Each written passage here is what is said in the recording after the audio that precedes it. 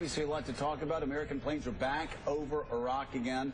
Some packed with food and water, others armed with weapons of war. It's part of a new U.S. mission there to provide aid to refugees and also to strike against terrorist targets should American lives come under threat. President Obama authorized the operation after new advances were made by Islamic militants who are poised to attack one of the biggest cities in the north, home to an American consulate and hundreds of U.S. citizens and military advisors, religious minorities being attacked and killed, Christians being persecuted. The potential airstrikes that Barack Obama is talking about coincides with a humanitarian push to help thousands of Iraqi civilians hiding in a mountaintop from the Sunni gunmen below. It is a horrid scene. Bill Kristol, the Wall Street Journal editorial page starts, "The jihadist march in Iraq. Perhaps history will mark this as the week when President Obama recognized that evil, unimpeded, will devour everything before it." Gideon Litchfield was on last hour. He said they're like a poison gas. I think that's a very apt description. I love what Peter Baker wrote this morning, though. A return to action, front page of the New York Times, and sending warplanes back to Iraq. Obama on Thursday night found himself exactly where he didn't want to be. Hoping to end the war in Iraq, he became the fourth president in a row to order military action in that graveyard of American ambition. It is a graveyard of American ambition. This president, and I think the rest of the world knows, we no longer have a choice. We no longer can sit idly by. Yeah, you can't govern your policy by where you'd like to be or what, Bush fought a difficult war there, so I'm not going to get involved. I think that's driven him over the last 3-4 years in a very unfortunate way. David Ignatius said to you, half an hour ago, that White House officials were struck by the military sophistication of ISIS. President Obama smugly told David Remnick back in January, remember that big interview with the New Yorker? He said, Remnick said, well, what about Al-Qaeda? Has it been decimated, as you say? Oh, yeah, the terrorist groups that are left, they're like the JV who put on Lakers uniforms. They're not serious, like Al-Qaeda was before 9/11.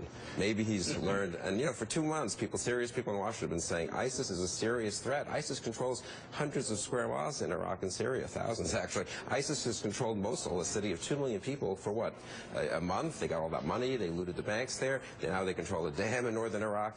I mean, it's, one thing I'm for him intervening. I hope he does more than he said he would do last night.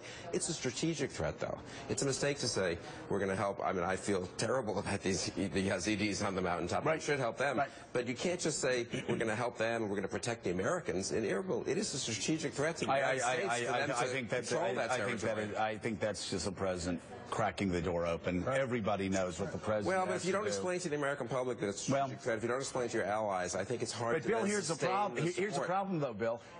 We can be critical of the president not doing enough in Syria. The American people didn't want him to do a lot in Syria. We can be critical of the president not doing enough in Iraq. The American people overwhelmingly didn't want him to.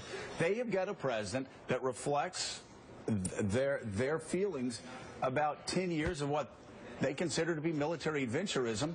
It's this sort of Rand Paul approach to foreign policy that, yes, is having disastrous results right now across the Middle East. But John Heilman, it's not like the president didn't promise Americans this was exactly the type was going to be if he got elected. That's exactly what he promised. He is being dragged into this, kicking and screaming. He is, look, his reluctance is obvious, and part of it has to do with what I think you're talking about. And it reflects the American people. It does reflect the American people, and it's, I'm curious, Bill, about one thing, which is, forget about the last 2 months when people have been pointing out how serious ISIS is. This is the kind of force, if it's as sophisticated as David Ignatius and others say, that didn't just pop up in the last 2 months.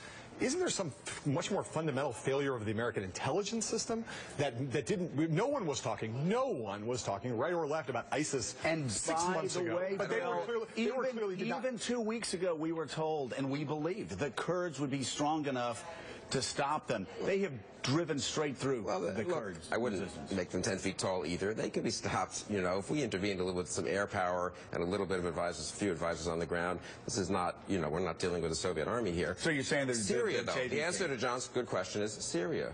People did say in 2011, 2012, you let the civil war get out of control. You let jihadists start to get well-trained at fighting wars. You let them start establishing, controlling territory. These things can, morph more quickly than you think, right? But Gene Robinson, this is the way foreign policy works. I mean, it's not incremental, Yeah. You hit tipping points and suddenly, and then they gain Mosul, and then suddenly they're wealthy. Then they capture arms, and suddenly they have tanks. Yeah. So they keep building.